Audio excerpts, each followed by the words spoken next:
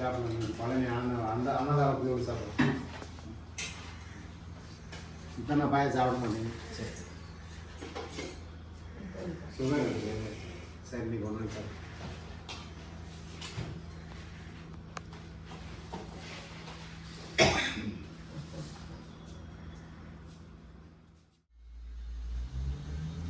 இன்று அன்னையர் முதியத்திற்கு மதிய உணவு வழங்கிய பழனி ஆண்டவர் அன்னதான குழு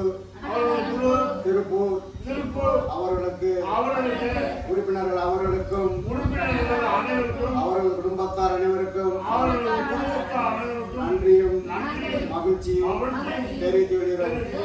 மேலும் அவர்கள் குடும்பத்தார் அனைவரும் நலமாகவும் வளமாக இருக்கவும் அவர்கள் தொழில் வளம் பெருகவும் மேலும் மேலும் வளர்ச்சி அடைவோம். எல்லாமல்ல இறைவனை பிரார்த்தனை செய்கிறோம். நன்றி வணக்கம்.